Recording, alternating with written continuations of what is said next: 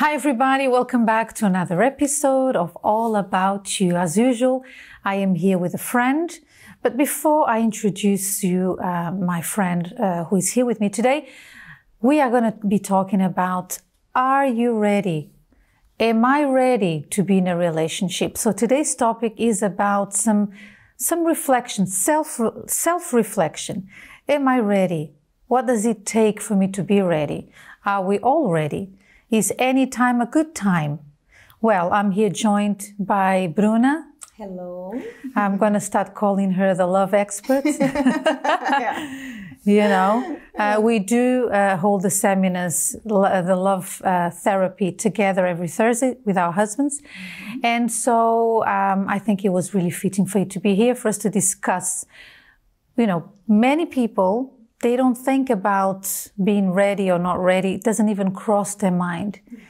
You know, it's just you feel, you do it. You feel like it, you do it. You feel like it, you make a decision.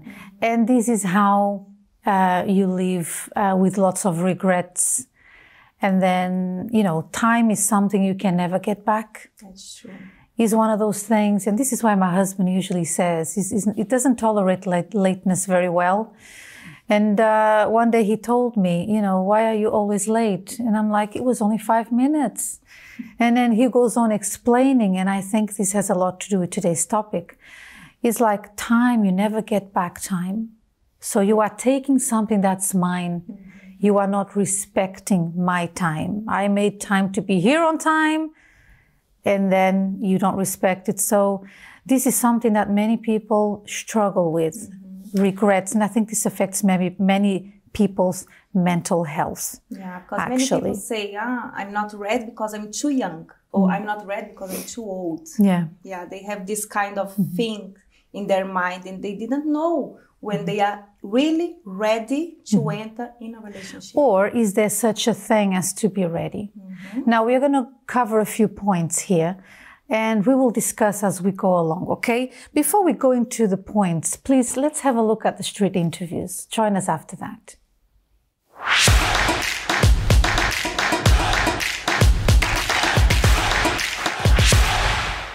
What makes a person ready to enter a romantic relationship, in your opinion?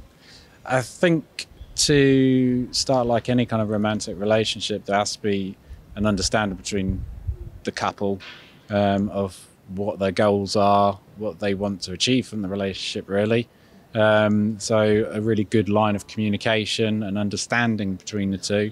So you're both going in the complete same direction. I think first thing would be understanding yourself and what your needs are. Like, if you don't know how to love yourself, you definitely don't know how to love another person, and what you want, like what kind of love, like what is your love language. And it can be really confusing to be in a relationship without knowing all these things. Like, you yourself don't know what your needs are. How is the other person going to meet that? And then having other healthy relationships around you that you can look to, and having a good support system as well. That's not manipulative or too toxic. And then, processing those traumas you have had before or in your previous relationships. That doesn't necessarily mean romantic relationships. It could be with your parents, or the relationships you have seen around you, the relationship between both your parents, probably your mom and dad. I suppose a lot of it depends on what their own objectives is. So, for example, if someone is desperately looking to settle down, or they feel ready for a relationship, they'll make the effort to make sure that they are going to find the right person, and then make the objectives clear. And then from there, they will just make sure the other person's on the same page. And then from there, they'll enter the relationship. And do you think there are factors that hinders a person from getting into a relationship? Yes, definitely. So many factors. It could be your own insecurities and unhealed trauma, past relationships and things like that. I don't know how much people can be completely healed before you go into a relationship, but there are certain like you need to have the base strong, like certain things that you need to be sure of before you go into it. And some of the things, it's a bit of a process, but you know that, okay, these are the things I haven't dealt with yet, but as I'm in this, I'm ready to do that. So that readiness, I think, is definitely necessary. I think there's probably quite a few. Mental health can actually have a really detrimental effect on relationships. Any like drugs, alcohol, that kind of thing can really impact any kind of relationship. Again, the person might not actually see what's happening, but could cause irreparable damage in terms of the relationship, physically or mentally as well. And I think like control of behaviour, anything like that, you got to respect each other. There's no boss in a relationship. You're both the boss, and you both need to look out for each other in the good times and the bad times. I think so long as they are just open with each other, sharing ideas, sharing thoughts, sharing their experiences, I think, everyone could be ready, Yeah, so I think, for example, let's say if someone's got an avoidant attachment style, they might not want to go and commit early on, or let's say if they want to keep their options open as well, or if they're not really serious about settling down, or they don't have a vision in terms of what their future looks like in terms of kids, marriage, etc., they might be more reluctant to settle down. I think a lot of it does depend on their past history as well. They might be worried about red flags or other things that might have happened to them in the past. And if they haven't got all that resolved in their head or had counselling or whatever it takes, then they might be reluctant, even if it might be a good opportunity for them to get into a relationship.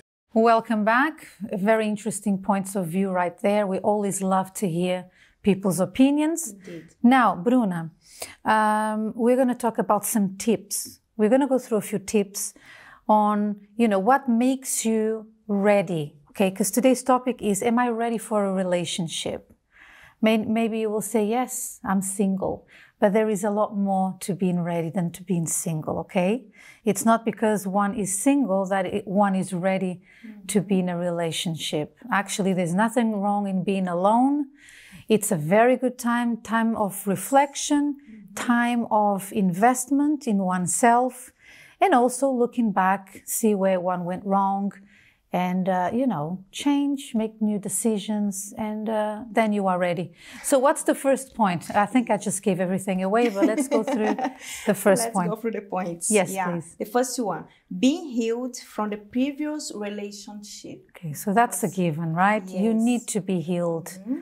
Many people enter in a relationship without being healed because they think, they just broke up the relationship. They broke a relationship and enter in another relationship, thinking that all the relationship will heal their heart. Yeah, but it's not true. It's a myth. Yeah. Because it's even not fair with the person that you are entering a relationship, because you are putting all the responsibility of the other person to try to heal your heart. Yeah, without them knowing. Yeah.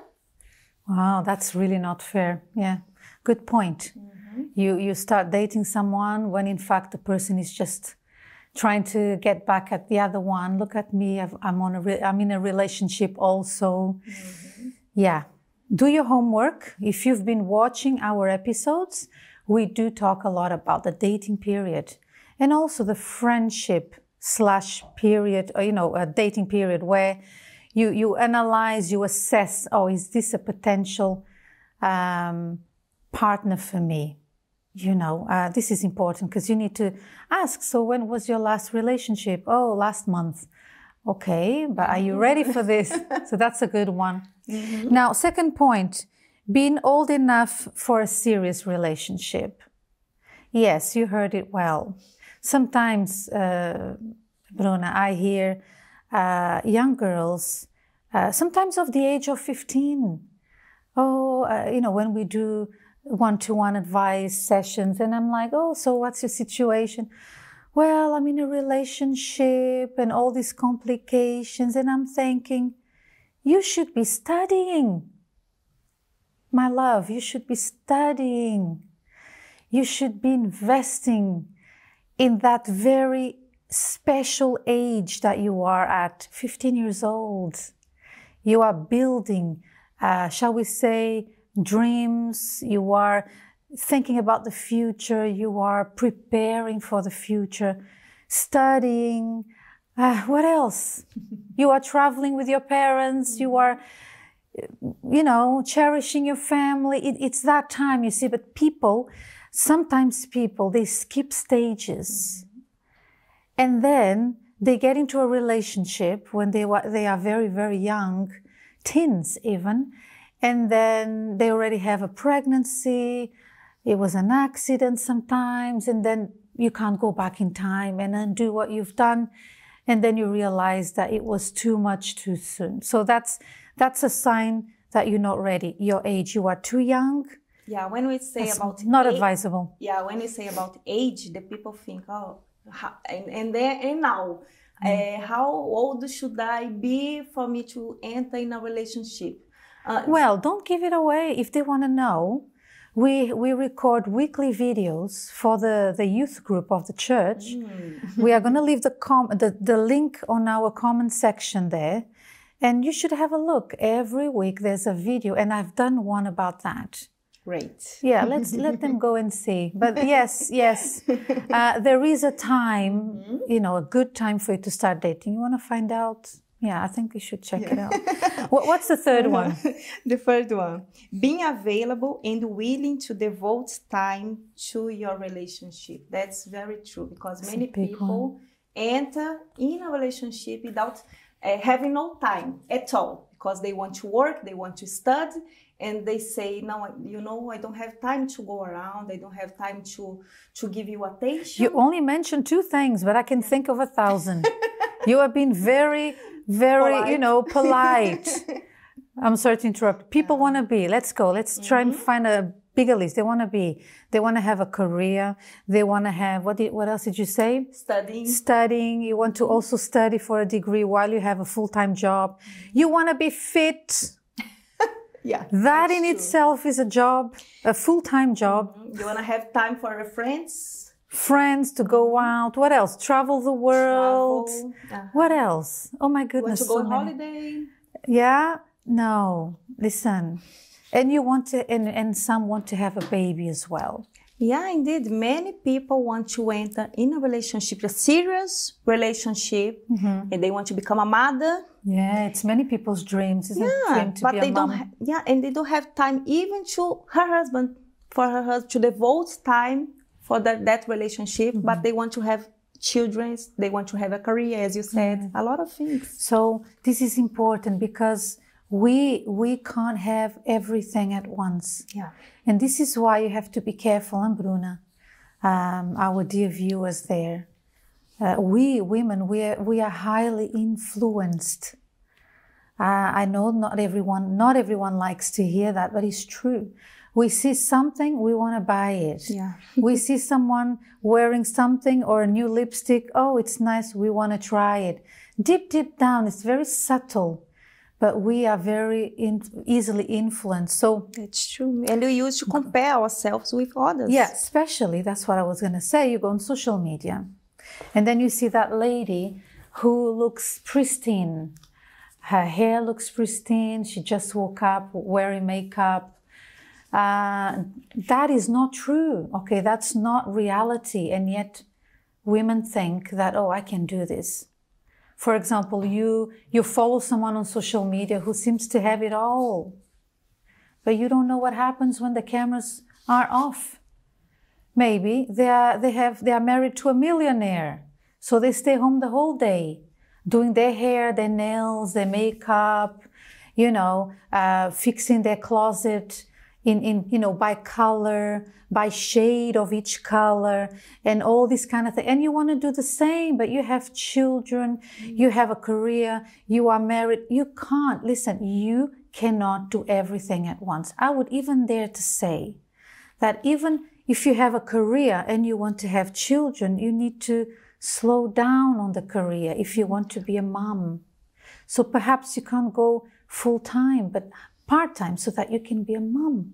So even that, I want to be in a relationship, but you don't have time to be a wife. You're always away. You're always traveling. And I remember, Bruna, I was watching a documentary not long ago where two celebrities, they made it look really awesome. Oh yeah, so when do you see each other? The reporter was asking. Well, we do see each other like every 3 months. I travel, he travels, blah, blah, blah. And I'm like, this is all a lie. This doesn't work. This does not work. But yet they sit there in front of a camera telling us it does work. No, it doesn't. What is a married man doing by himself for 3 months? I'm not questioning his values, his faithfulness, but he will miss you. No, I'm thinking if you marry, it's because you have a covenant with the other person. You have an agreement, a love agreement. Look after me, I look after you. We are together. We share everything. We know where we are, what we're going to do today, blah, blah, blah. So this thing that Hollywood... Yeah, but you know what? They make it look, and then people try and do the same thing, and then they don't believe in marriage because how come? It does not work. You were told a lie. Marriage is you become one. You become one. You can't walk with half of your body. You will be in pain. You will not be able to do many things. Marriage is like this. You become one. It's very, very special. So people are being deceived. A lot when it comes to, so they start relationships without being ready. And these people that say that it is working is the same people that one day you get to announce that their agendas was not the agenda was not compatible. Our relationship finished because our agenda, didn't work. Yeah, so the problem was the agenda, was the diaries. No, it does not work, okay? So make sure you have time. And I know it's like we are stealing all the romance away from relationships. That's true. But listen, Bruna, relationships are very rational. Again, it's Hollywood's fault. We're not having a go at Hollywood, but maybe we are. But, they sell you these fairy tales from a young age. The prince comes on a horse. And who comes on a horse? It's just, I don't know. Well, you need to understand that you need time. You need to be able to invest. It's like a partnership. You go together, you start a business together, but you never show up, you will have problems. That partnership will fail. Yes, that's how it is. Number 4, Bruna. Having the intention to marry rather than just having fun. Many people are in this situation. Yeah. They just want to have fun, not to have a serious relationship, like thinking in the future with the person that they are with, but just to have fun, just to say, I have a boyfriend, I have a girlfriend. Yeah. That's not fair as well. Yeah, you're not ready to enter a relationship if you have that kind of thinking. I mean, people are free to do whatever they want, isn't it? We are here just giving good advice that works. So if you think of entering a relationship, like you said, but instead of you thinking of a more serious commitment, you just want to have fun, that you're not ready. It means you still need to, you're behaving like a teen. You want to, go out on dates, to the cinema, whatever. Friends. I guess this is a warning for the other person who may be a victim of this. Someone who may actually like that person, but the person is in it for fun. So that's not fair. So be aware of that. Point number 5. What's the tip number 5? Number 5. Let's go. Being free from addictions. Yeah, this is the serious point that I think it's the most What kind important. of addictions, Bruna, would you say is harmful to a marriage, to a relationship? Yeah, I would say pornography is the one of the most. Pornography is like a pandemic. Yeah. People think it's COVID. But there's one out there, a silent one that is a lot worse, isn't it? Many people in this, they have this addiction, but they think that they are going to solve it when they enter in a relationship. But that's not true, because if they didn't doesn't go solve, away. no, if they didn't solve it when they are single, it will not solve when they get into a relationship, right? Actually, we've had an expert coming to one of our programs a few years back when we spoke about marriage. And he said to us that one of the biggest problems that he encounters with marriage counseling, he's a counselor, an expert in health as well as relationship. He said that pornography, look at what this is doing to many couples. The man who is, obviously we're talking about men, but this also affects many women, okay? Many men can't function properly with their wives unless they watch pornography. So the woman is left feeling like she's rubbish. She's not enough. She's whatever. And it affects even their health, if you know what I'm saying. So they are unable to perform. We're talking about the marriage act, okay, the sexual act. And we are going to be too specific here, but perhaps this will help people at home to understand how harmful this can be. Yet it's a silent problem. Yeah, because maybe we have... Look, nobody knows. However, when you get married, your wife will know. Yeah. Your husband will know. And many marriages break, they fall apart. But there are other addictions like gambling. Yeah. What else? Drinking, alcohol, games. Maybe your partner has addiction games. Yeah. Everything is harmful for your relationship, because if you bring it into a relationship, you're going to have problem. Don't think that you are going to solve it after getting into a marriage, because it will not solve. You need to solve it before.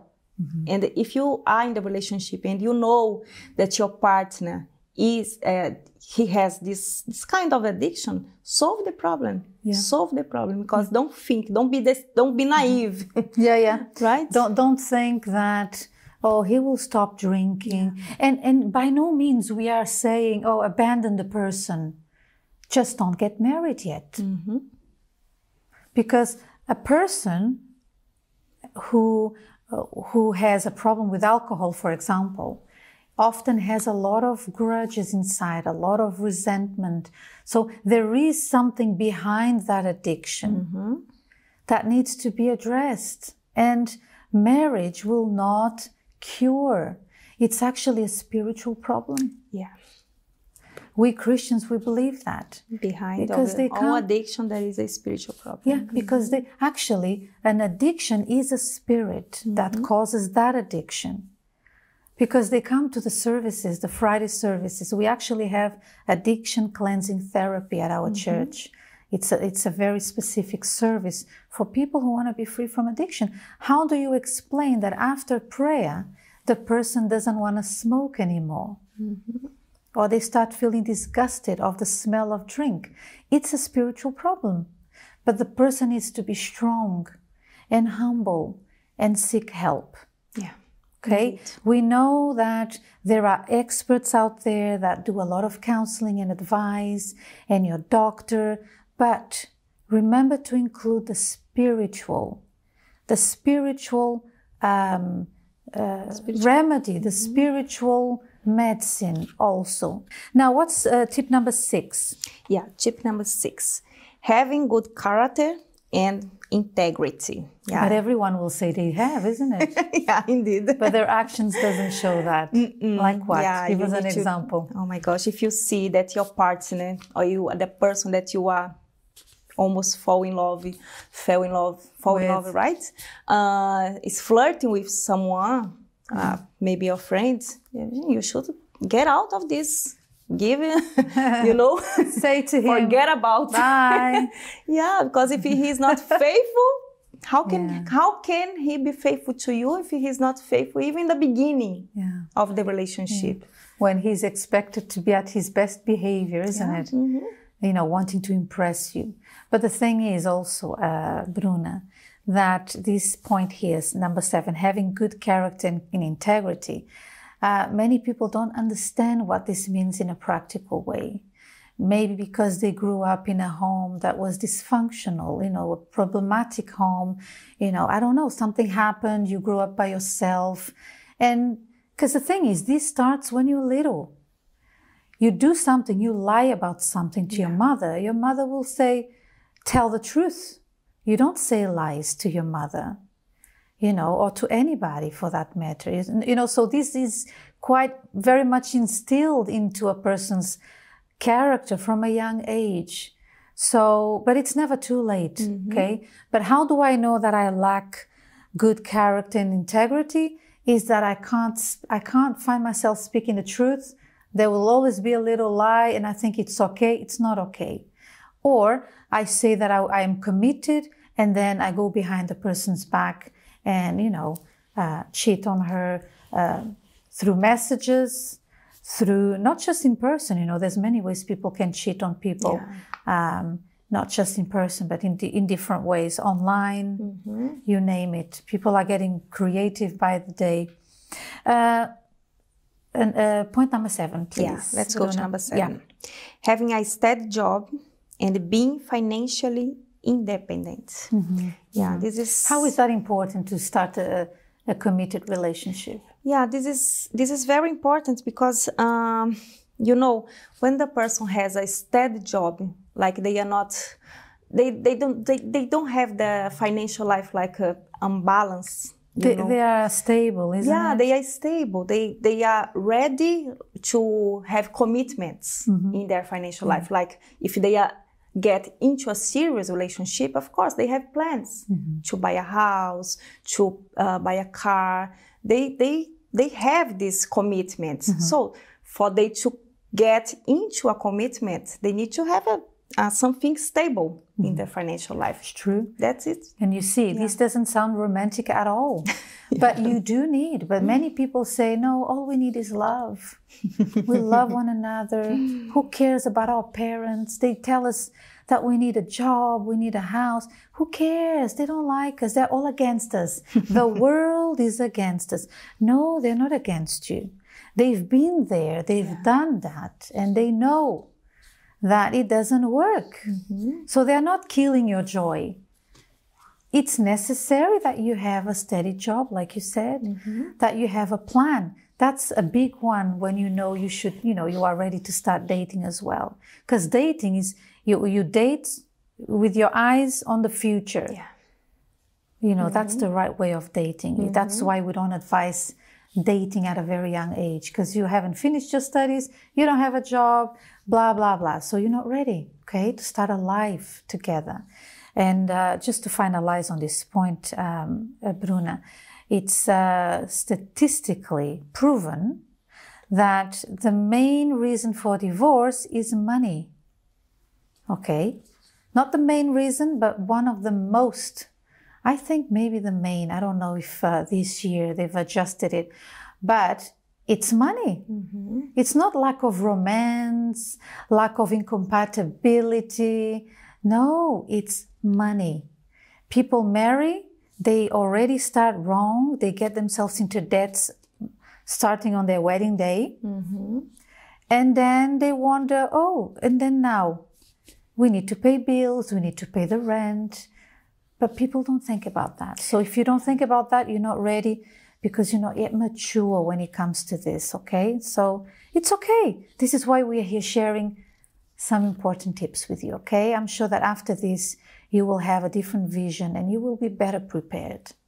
And then, what's the last tip? Yeah, the last point is being emotionally stable. I think this is very, very important as well, because how can you be in a relationship if you're not, your emotion, your heart are not stable? Like, you are ready to enter in a relationship, you are ready to love someone, you are ready. But sometimes your heart, you were hurted before in your past. You just broke up and then you were betrayed. And then now you are there, but you are with the other person, but you are there, but you are not there. Yeah. right? You are not fully there. No. And also, this reminds me of people who suffer with depression. Now, I know that we are all led to believe the following. If you feel low, yes, get yourself together with your friends, get yourself, socializing so you don't feel, but that's not treating the root of the problem. So for instance, yes, it is a healthy thing for you to be sociable, come out of your house, don't isolate yourself, absolutely. But a relationship does not heal depression. Mm-hmm. And I know that because that's how I used to be. I was so depressed as a teen. So depressed. I know that people who've never been through that, they don't understand. They will just say to you, oh, snap out of it. It's all in your head. Just go out and enjoy yourself. You are young. But depression is so deep into the soul. Actually, depression, that's how I arrived in the church. Someone invited me to go to the church because they knew I was feeling really miserable because of certain situations in my life. And I thought, well, why not? Let me try. So it was so bad that I developed so many phobias. Mm. I used to hear voices. I couldn't be in a public, crowded place. I felt like all those voices were in my head. It was terrible. And, I came to the church. I heard the word of God. I received the healing prayer. And I have been free from depression for so many years, actually 30 years now, going to 31 this year. How can I forget? I cannot forget. But many people think they are not aware of the spiritual. So through these programs, we want you to look at life through a different perspective, not just what you see, but think like this. What I see, my eyes can see, right? But there is a spiritual world that you can't see, but you can feel. So for instance, you feel depressed. Yeah, you feel depressed. What is depression? Now I know is, for example, when you are physically hungry, what do? You feed your body, isn't it? You eat. And then how do you feel in your tummy? You feel happy, satisfied. You are well physically in your health because you eat nutritious food, right? But many people are not feeding their soul. Yeah. That's why they are starving. And what are the signs? You feel empty. You feel anguish. You feel sad. You feel empty. You feel like there's no hope. Why live? Why am I alive? You start thinking about these things because you are not feeding your soul. So think about this. You are going through depression because we are talking about our last point, being emotionally stable. So let's say that you're going through depression and you think to yourself, I'm going to get myself into a relationship, get married and start a life and forget about this depression thing. It will not go away. If anything, it will make it worse because you will rely subconsciously, you are relying on another person to take away your emptiness. Mm-hmm. But she doesn't have the power to do that. Mm-hmm. So you feel even worse. You feel like the person doesn't love you, that the person doesn't do what you want her to do to make you happy. You put too much burden on the person. You expect too much from a human being, when in fact, your soul is hungry for the spiritual food. And people these days, I've never seen times like now. There's supplements for everything, even for your dog. You buy supplements for your dog, for your fish, for your cat. People are super, I'm trying to come up with a word that will probably doesn't exist. You are so nutritiously, I don't know if that's the word, empowered, you're full of nutrients. Actually, the other day I heard a person saying that they have too much And now, seriously, it was affecting their heart. Oh, wow. So they had to stop many healthy foods because they could have a heart attack because they were overloaded with goodness. So there is such a thing as too much of a good thing. I never heard about that. Yeah, it's true. So we have to understand that the soul has its needs. Okay? And you need to give your soul the food that only your soul can have, which is reading the Word of God, listening to the Word of God, which you do this in the church, in the house of God. You'll learn so many things that fills your soul with so much joy that when you are feeling low, you know what you need. Actually, you feel low because you are far from God. That's actually number one sign. But I know that many people are not aware of this, and that's why we're talking about this. Okay? You're welcome to come in to one of our churches and just have a chat. You just want to be heard. Come and we will listen to you. We will not impose anything on you, but we will share with you a solution that works, right? But now, Bruna, there is a real life story we want to share with people before we finalize. So We have there. what's the name of the lady? Naomi de Souza. Okay, so let's have a look at this real life story, and then we'll be back with our Bible verse of today, and then we'll finalize our episode of today, okay? Join us after this. From my background and a young age, I was just searching for help. Well, my mom didn't intentionally decide to put me to the side and disregard me. Her having a child brought her some sort of joy and gave her more attention, my sister that was born, than myself. And because I was the youngest child in the house for a very long time until she came around the age of when I was 8 years old, that's when it really reflected that something was like a way of her using her love that she had, or what she had left to give, was for her mainly, even though she may not have consciously realized she was doing that. Growing up as a child, I really saw having friendships was my way to basically resort to having like what I was seeking for, the help, the love that I desired. But as I grew up and have different friendships, I would see that as I would speak to them, tell them, oh, at home, you know, I'm not really just like seen, or I'm not really given attention, they would say the same because they were in similar circumstances. The more I grew up, the more deeper my sadness, my depression went in. The worst moment in my life, I would say, is when I was actually the ages of 17, roughly. And I was actually in a relationship with someone, and it was where like I felt like I was given everything just so that I could receive, but I wasn't receiving anything. And it came to a point where I found out he was doing multiple things with other women or other people that he per se would be his friends, when really it wasn't his friends.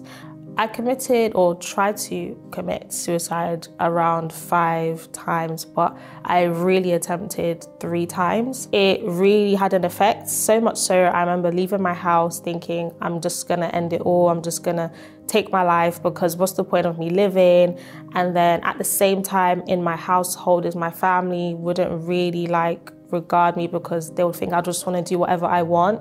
And it came to a point where I went to the River Thames in my area, and I was standing there thinking, like, is this, like, I'm actually going to do this because there's no point to live. The person that supposedly said loves me, he doesn't.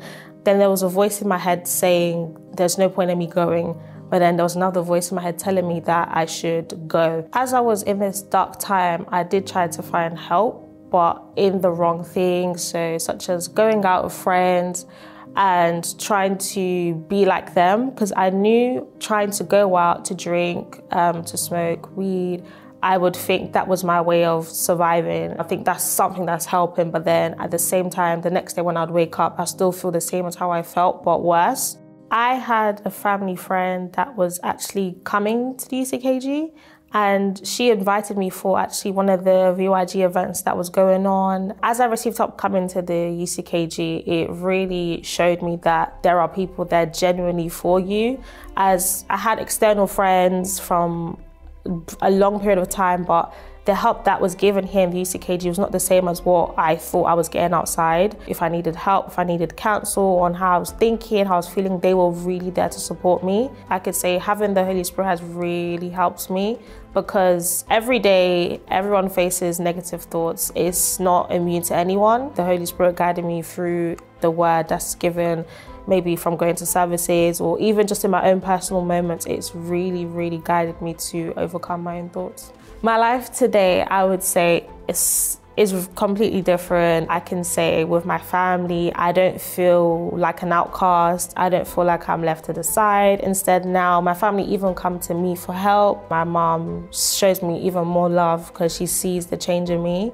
And she does the same with my siblings, that no one now is disregarded. As much as I have many siblings, she makes her way to give love equally to every single person as possible. My friendships that I have now, they really add to me. They don't take away from me. It's where they really say, you know what, if you're going through this, I'm here to help, I'm here to guide, I'm here to support you. And also I'm currently studying or going back to uni. And through this, even me going back, it was an inspiration that I got to study so that I can help other people who are facing mental issues or mental battles in the mind. It really reflects on me that if I didn't have the peace that I have today, the help that I was given, I wouldn't be able to support people the way I can now, like before. And it's only by coming to the Universal Church that I received this help that now I'm able to give to others what I have on the inside.